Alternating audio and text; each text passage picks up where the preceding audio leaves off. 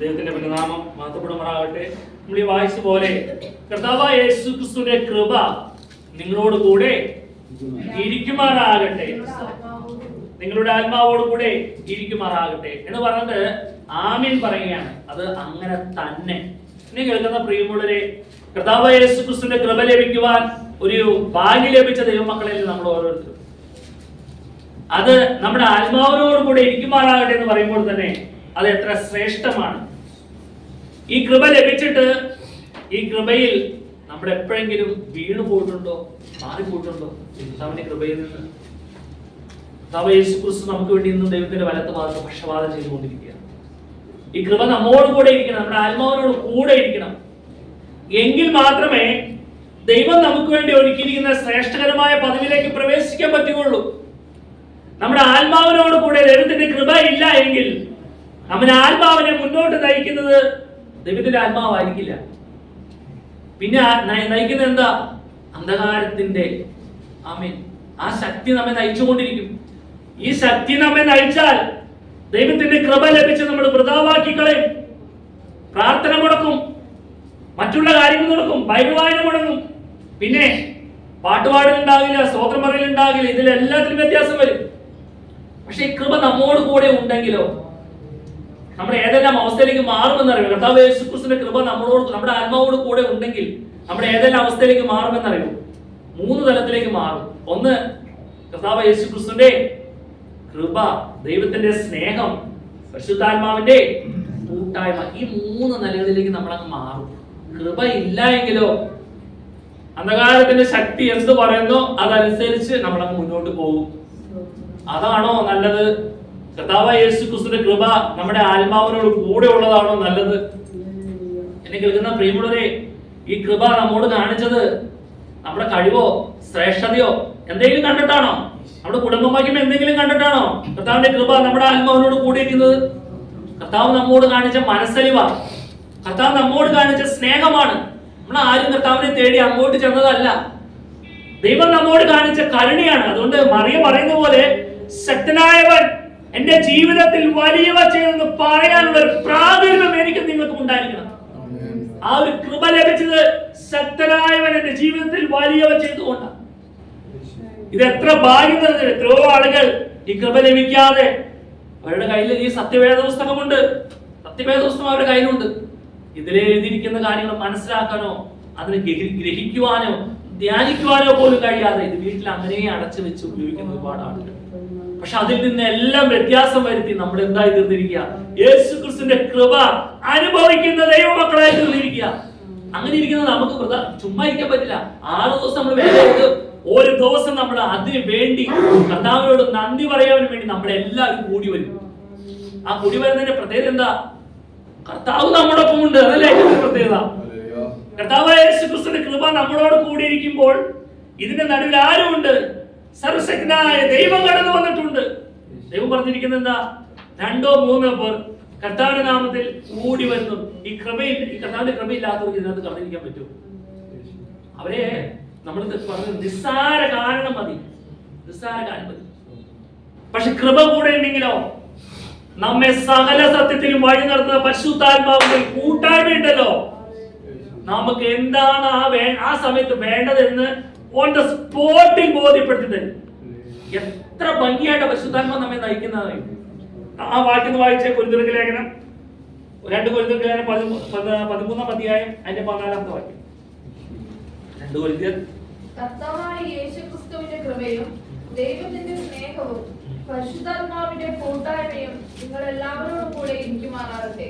Okay, കർത്താവായ യേശുക്രിസ്തുവിന്റെ കൃപ, ഈ കൃപയ്ക്ക് യോഗ്യരായി തീർന്നപ്പോൾ പിന്നെ കടന്നു വന്നെന്താ? ദൈവത്തിന്റെ സ്നേഹം, പരിശുദ്ധാത്മാവിന്റെ കൂട്ടായ്മ. ദൈവത്തിന്റെ സ്നേഹവും, അത് ദൈവത്തിന്റെ സ്നേഹം കടന്നു വരുന്നത് എന്തുകൊണ്ടാ? പുത്രൻ മുഖാന്തരം അല്ലേ? പുത്രൻ മുഖാന്തരം നമുക്ക് ദൈവത്തിന്റെ സ്നേഹം നമുക്ക് ലഭിക്കുന്നു. പുത്രനെ കൈക്കൊള്ളാത്തവർക്ക് ദൈവത്തിന്റെ സ്നേഹം ലഭിക്കുമോ? ദൈവത്തിന്റെ സ്നേഹം ലഭിക്കില്ല. പുത്രനെ കൈക്കൊണ്ട് പുത്രന്റെ നാമത്തിൽ വിശ്വസിക്കുന്ന ഏവർക്കും ദൈവമക്കളായി തീരാൻ സാധിക്കും. ദൈവത്തിന്റെ മക്കളായി തീർന്നിട്ടുണ്ടെങ്കിൽ ദൈവത്തിന്റെ സ്നേഹം അനുഭവിക്കാൻ സാധിക്കും. അതാ ഏറ്റവും പ്രത്യേകത. നമ്മളിപ്പോ ആരാ? ദൈവത്തിന്റെ മക്കളാണ്. ആര് മുഖാന്തരം? കർത്താവായ യേശു ക്രിസ്തു മുഖാന്തരം. യേശുക്രിസ്തുവിന്റെ കൃപ എന്നിലേക്ക് കടന്നു വന്നപ്പോൾ ഞാൻ ദൈവത്തിന്റെ മകളായി തീർന്നു. അങ്ങനെ ഒരു ഭാഗ്യം എനിക്ക് ലഭിച്ചു. അതോടൊപ്പം ദൈവത്തിന്റെ ആത്മാവ്, ക്രിസ്തുവിനെ മരിച്ചവൻ ഉയർപ്പിച്ചവന്റെ ആത്മാവ് എന്നിലും നിങ്ങളിലും വസിക്കുന്നത് കൊണ്ട് നമ്മുടെ പ്രത്യേകത എന്താ? നമ്മൾ സകല സത്യത്തിന് വഴി നടത്തും. പരിശുദ്ധാത്മാവിന്റെ ഒരു കൂട്ടായ്മ. ആമേൻ. നമുക്ക് പലപ്പോഴും കൂട്ടായ്മയൊക്കെ, പരിശുദ്ധാത്മാവിന്റെ കൂട്ടായ്മയെ കുറിച്ച് ചിന്തിക്കുമ്പോൾ പല വേറെ ഇതിക്ക് മുന്നേ എന്തിന്റെ കൂട്ടായ്മയാണ് നമ്മളിൽ ഉണ്ടായിരുന്നത്? എന്തിന്റെ കൂട്ടായ്മ? പരിഹാസത്തിന്റെ കൂട്ടായ്മ, അല്ലെ? പരിഹാസത്തിന് പരിശുദ്ധാത്മാവിന്റെ കൂട്ടായ്മ കടന്നു വന്നപ്പോൾ നമ്മളില് എല്ലാം നല്ലതല്ലേ പ്രവർത്തിച്ചുകൊണ്ടിരുന്നത്. എന്നാൽ പരിശുദ്ധാത്മാവിന്റെ കൂട്ടായ്മ ലഭിക്കുന്നതിന് വേറെ പല കൂട്ടായ്മകളും ഉണ്ടായിരുന്നത്. ഒരു പരിഹാസത്തിന്റെ ഒന്നിന് എന്തിനും പറഞ്ഞ് പരിഹസിച്ചുകൊണ്ടിരിക്കും. അല്ലെങ്കിൽ അസൂയയുടെ ഒരു കൂട്ടായ്മ, അല്ലെ? വെറുതെ റോട്ടിൽ നിന്ന് നല്ലൊരു കാറ് പോകണം കണ്ടു കഴിഞ്ഞാൽ എന്തെങ്കിലും ഒന്ന് പറയും. ഒരു അസൂയ, എന്തെങ്കിലും ഒന്ന് പറയും. അതൊന്നും പരിശുദ്ധാത്മാവിന് കൂട്ടായ്മ ഉള്ള ഒരു വ്യക്തിക്ക് പറയില്ല. പരിശുദ്ധാത്മാവിന് കൂട്ടായ്മ ഉണ്ടെങ്കിൽ പരിശുദ്ധാത്മ പറയും. സംസാരിക്കേണ്ടത് അവരുടെ സന്തോഷത്തിൽ നമ്മൾ സന്തോഷിക്കും, അല്ലേ? അതാ ഏറ്റവും പ്രത്യേകത. പക്ഷെ ഇനി ഒരു വീടിന്റെ പണിയൊക്കെ കഴിഞ്ഞു. ഈ വീട് പണി കഴിഞ്ഞാൽ നമ്മൾ അതിൽ കയറി ചെല്ലുമ്പോൾ ആ സമയത്തുണ്ടാകുന്ന അവരുടെ സന്തോഷം ഉണ്ടല്ലോ. എത്ര നാൾ പറഞ്ഞില്ലേ, ഇത്ര നാൾ വീടില്ലാതെ ഒരു അവസ്ഥയിൽ നിന്ന് ദൈവം ഒരു ക്രമീകരണം ഒരുക്കി. ആ സന്തോഷത്തിൽ നമ്മൾ എല്ലാവരും പങ്കുചേരാം, അല്ലേ? അവിടെ കടന്നു വരുന്നവർക്ക് എല്ലാവരും അതുകൊണ്ടല്ലേ നമ്മളെല്ലാ റൂമിലും പോയി നോക്കി ബാത്റൂമും പൈപ്പൊക്കെ വേറെ തിരിച്ചൊക്കെ നോക്കണേ. നിങ്ങൾക്കിടെ സന്തോഷത്തിൽ ഞങ്ങളും പങ്കുചേരാൻ വന്നവര് അടുക്കളയൊക്കെ നോക്കി. ഇപ്പൊ എനിക്ക് ഷിനുവിന്റെ വീട്ടിൽ നമുക്ക് ഇനി പോകുമ്പോൾ കാണാൻ സാധിക്കുമല്ലോ. അടുക്കളയൊക്കെ ഭയങ്കര ഒരു പ്രത്യേക അവിടെ ഒരു പ്ലാനിങ്ങിലൊക്കെ പണിത് വെച്ചാൽ കാണണം. സൗകര്യങ്ങളെ അങ്ങോട്ട് ഇങ്ങോട്ടൊക്കെ പണിത് വെച്ച സൗകര്യങ്ങൾ ഒക്കെ നല്ല ഭംഗിയാണ്. അപ്പൊ ആ സന്തോഷത്തിൽ നമ്മളും പങ്കുചേരാ, അല്ലെ? അവിടെ വന്നിട്ട് സന്തോഷം. അപ്പൊ ഞങ്ങളിപ്പോ അവിടെ ഇതിന് അങ്ങനെ പറയണം, ഞങ്ങളിങ്ങനെ ഇത് ഇങ്ങനെ ഉണ്ടെന്നൊക്കെ പറയുക. അതിനൊക്കെ ഒരു കുശുമ്പിന്റെ ഒരു ആത്മാവ് അത്. പക്ഷെ അതിലെല്ലാം സന്തോഷിക്കാൻ കണ്ടത്. അന്നേരം അവിടെ ബിരിയാണി ഒക്കെ വിളമ്പുമ്പോ ആ ബിരിയാണി ഒക്കെ കഴിച്ചിട്ട് പിള്ളേരോടൊക്കെ നല്ല ബിരിയാണിയാണ് കേട്ടോ, നല്ല സൂപ്പർ ബിരിയാണി. കാരണം ഞങ്ങൾ ആദ്യം തന്നെ ഇരുന്നപ്പോ നല്ല ചൂടൻ ചോറായിരുന്നു. ചൂടൻ ചിക്കന്റെ കറിയും ഒക്കെ ഒഴിച്ചപ്പോ നല്ല രസമായിരുന്നു കറി. ഇത് പറയുമ്പോ ഒരു സന്തോഷമല്ലേ, അല്ലെ? സ്വന്തം ഇതൊക്കെ അവരുടെ ആ സന്തോഷത്തിൽ പങ്കുചേർന്ന് നമ്മൾ നല്ലതുപോലെ പ്രാർത്ഥനയ്ക്കൊക്കെ മുന്നോട്ടൊന്നും പറഞ്ഞിട്ട് പോകുന്നല്ലേ, നമ്മൾ പോകുന്നു. സ്വതന്ത്രം സഹായിക്കട്ടെ. അങ്ങനെ കേൾക്കുന്ന പ്രിയമുള്ളവരെ, അങ്ങനെ ചില സന്തോഷത്തിലൊക്കെ നമുക്ക് പങ്കുചേരാൻ സാധിക്കും. പലപ്പോഴും പല രീതിയിൽ ഇപ്പൊ നമ്മൾ പുറമെ പലരെയും കണ്ടു നോക്കി എല്ലാത്തിലും ഒരു സന്തോഷം നമ്മളോട് കൂടെ സന്തോഷിക്കില്ല. നമ്മൾ സന്തോഷിക്കുന്നത് കാണുമ്പോൾ നമ്മുടെ സന്തോഷം തല്ലി കിടത്തുന്ന പല പ്രവർത്തികൾ കടന്നു വരും. അതെല്ലാം പരിശുദ്ധാത്മാവിന്റെ കൂട്ടായ്മയാണെന്ന് രക്ഷിക്കപ്പെട്ട് സ്നാനപ്പെട്ട് ക്രിസ്തുവിന്റെ കൃപ അനുഭവിക്കുന്നത് നമ്മൾ ചിന്തിച്ചേക്കരുത്. വ്യത്യാസമുണ്ട്. നമ്മള് ദൈവത്തെ സേവിക്കുന്നവനും സേവിക്കാത്തവനും തമ്മിലൊരു വ്യത്യാസമുണ്ട്. ദൈവത്തെ സേവിക്കുന്നവൻ എന്തുണ്ടാവും? പരിശുദ്ധാത്മാവിന്റെ കൂട്ടായ്മ ഉണ്ടാകും. ദൈവത്തെ സ്നേഹിക്കാത്തവനോ ഇരുട്ടിന്റെ ആത്മാവിന്റെ കൂട്ടായ്മയായിരിക്കും. അതിങ്ങനെ അസൂയ, പക, പിണക്കം, ജാരശങ്ക, ക്രോധം, വെറിക്കൂത്ത് ഈ വക ആത്മാവെല്ലാം തിങ്ങി നിറഞ്ഞിട്ട് പുള്ളിക്കറിയാം ഇപ്പൊ ഏതാണ് ഉപയോഗിക്കേണ്ടതെന്ന് അറിയാം, അതാണ് ഉപയോഗിക്കും. എന്തെങ്കിലും കുശുമ്പ് പറയാനാണെങ്കിൽ ഓൺ ദ സ്പോട്ട് രണ്ട് കുശുമ്പ് അടുത്താണ് പറഞ്ഞ് നിരപ്പാക്കി വരും. അതായത് കുശുമ്പ് ഇങ്ങനെ പെരിപ്പിച്ച് എന്ന് പറയുമ്പോ ആ അടുത്ത ഈ ഇരുട്ടിന്റെ വേറെ ആത്മാവുണ്ടല്ലോ, അപ്പൊ ആ ആത്മാവ് വെറുതെ ചിരിച്ചു കാണിക്കും. അപ്പൊ ഇപ്പുറത്തെ കുശുമ്പ് ഇട്ട് കുത്തി നിറച്ചിരിക്കുക, പിന്നെ ഒന്ന് ചിരിച്ചു കാണിക്കും. എന്നെ കേൾക്കുന്ന പ്രിയമുള്ളവരെ, അങ്ങനെ ഒരു കൂട്ടം ആളുകൾ ദൈവത്തെ വേണ്ടതുപോലെ അറിയാതെ, ദൈവത്തിന്റെ സ്നേഹം രുചിച്ചറിയാൻ കഴിയാതെ, കർത്താവായ യേശുക്രിസ്തുവിന്റെ കൃപ ലഭിക്കാതെ എത്രയോ ആളുകൾ നരകത്തിലേക്കാണ് പോകുന്നത്. നരകത്തിലേക്ക്. നമ്മുടെ പ്രത്യേകത എന്താ? കർത്താവായ യേശുക്രിസ്തുവിന്റെ കൃപ എന്റെയും നിങ്ങളുടെയും ആത്മാവിനോട് കൂടെ ഉള്ളതുകൊണ്ട് നമ്മുടെ പ്രത്യേകത എന്താ? ദൈവത്തിന്റെ സ്നേഹം ലഭിച്ചു.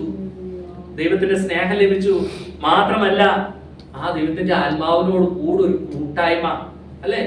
ഇനി നമ്മൾ ഇവിടുന്ന് പോയാലും ഈ ഭൂമി വിട്ടാലും നമ്മൾ ഇനി എങ്ങടെ പോണേ? ദൈവത്തിന്റെ അടുക്കിലേക്കാണ് പോകുന്നേ. ഭൂമിയിൽ ജീവിക്കുമ്പോഴും ദൈവത്തിന്റെ ആത്മാവ് നമ്മോട് കൂടിയിരിക്കുക. സകല കൂട്ടായ്മയായിട്ട് നമ്മോട് സകല സത്യത്തിൽ നമ്മൾ വഴി നിർത്താം. ഇവിടെ വിട്ടാലും നാം ദൈവത്തിന്റെ അടുക്കൽ ചെല്ലും, അല്ലെ? ലാസറിന്റെ അനുഭവത്തിൽ എവിടെ പോയ ലാസർ ഭൂമിയിൽ നിന്ന് മരിച്ചു കഴിഞ്ഞപ്പോ അബ്രഹാമിന്റെ മടിയിലേക്ക് പോയി. ആനന്ദങ്ങളുടെ പരദീസയിലേക്ക് നമ്മളങ്ങനെ പ്രവേശിക്കും. അവിടെ നമ്മൾ എന്ത് ചെയ്തുകൊണ്ടിരിക്കുക? ആശ്വാസം കൈക്കൊള്ളുക. ദാനിയേൽ മരിക്കാൻ തന്നത് ദാനിയേലിനോട് ദൈവം എന്താ പറയുന്നത്? ദാനിയേലേ, നീ പോയിക്കൊള്ളുക, നീ പോയി വിശ്രമിച്ചു കൊള്ളുക, കാലാവസാനത്തെങ്കിൽ നിന്റെ ഓഹരി ലഭിപ്പാൻ തക്കണം എഴുന്നേറ്റ് വരിക. അപ്പൊ നോക്കിയേ, അവിടെ ദാനിയേലും എന്ത് ചെയ്തുകൊണ്ടിരിക്കുക? ആശ്വാസം കൈക്കൊണ്ടിരിക്കുക, വിശ്രമിച്ചു കൊണ്ടിരിക്കുക. ആമേൻ. ഭൂമിയിലെ ദൈവമക്കള് ഈ ഭൂമിയിൽ നിന്ന് മാറ്റപ്പെട്ടാൽ ദൈവത്തിന്റെ സന്നിധിയിൽ അവർ എന്ത് ചെയ്തുകൊണ്ടിരിക്കുക? അപ്പൊ ഒരാള് അവിടെ കിടന്ന് യാതൊരു അനുഭവിക്കുന്നുണ്ടല്ലോ, അവിടെ കിടന്ന് ഒച്ച ബോളം ഉണ്ടാക്കുന്നുണ്ടല്ലേ, ഇതെല്ലാം പുള്ളിക്ക് അനുഭവിക്കാൻ ഫീലിംഗ് ഇതൊക്കെ അനുഭവിക്കാൻ സാധിക്കുന്നുണ്ട്. പൊള്ളണു, നാക്ക് വരളണു, ഒരു തുള്ളി വെള്ളം വേണം, അവന്റെ ലാസറിന്റെ വിരലിന്റെ അറ്റം വെള്ളത്തിൽ മുക്കി എന്റെ നാവിനെ ഒന്ന് തണുപ്പിച്ചേ, ഇതൊക്കെ പറഞ്ഞ അവിടെ നിന്ന് വിളിച്ചു പറഞ്ഞു നിൽക്കുക. ഈ ലാസർ എന്തെങ്കിലും അവിടെ നിന്ന് വിളിച്ചു പറയുന്നുണ്ടോ? ഒരക്ഷരം പറയുന്നില്ല. കാരണം പുള്ളി ദൈവത്തിന്റെ സന്നിധിയിൽ ആശ്വാസം കൈക്കൊണ്ടുകൊണ്ടിരിക്കുക. രക്ഷിക്കപ്പെട്ട് സ്നാനപ്പെട്ട് ഈ ഭൂമിയിൽ നിന്ന് മാറ്റപ്പെട്ട ദൈവമക്കൾ തിരിച്ചറിഞ്ഞുകൊള്ളണം നമ്മൾ എവിടേക്ക് പോകും? ദൈവത്തിന്റെ അടുക്കിലേക്ക് പോകും. ധനവാനെ പോലെ തോന്നിയ പോലെ ജീവിച്ചാൽ ദൈവം ചില സാമ്പത്തിക നന്മകളൊക്കെ തരുമ്പോ അതിന്റെ പേരിൽ പ്രാർത്ഥന മുടക്കുകയും അതിന്റെ പേരിൽ അതിന്റെ കാര്യങ്ങൾക്ക് വേണ്ടി ഓടിയിറക്കുക ചെയ്യുമ്പോൾ എവിടേക്ക് പോകും തിരിച്ചറിഞ്ഞോളാം. ദൈവത്തിന് കൊടുക്കേണ്ട മഹത്വം ദൈവത്തിന് കൊടുക്കാതെ ദൈവത്തിന്റെ സ്നേഹത്തിനെ തള്ളിക്കളഞ്ഞാൽ എവിടേക്ക് പോകും? യാതന അനുഭവിക്കുന്ന സ്ഥലത്തേക്ക് പോകും. തിരിച്ചറിഞ്ഞോളാം ദൈവമക്കൾ. പക്ഷെ നമ്മുടെ പ്രത്യേകത ക്രിസ്തുവിന്റെ കൃപ നമുക്ക് ലഭിച്ചു, നമ്മുടെ ആത്മാവിനോട് കൂടിയുണ്ട്.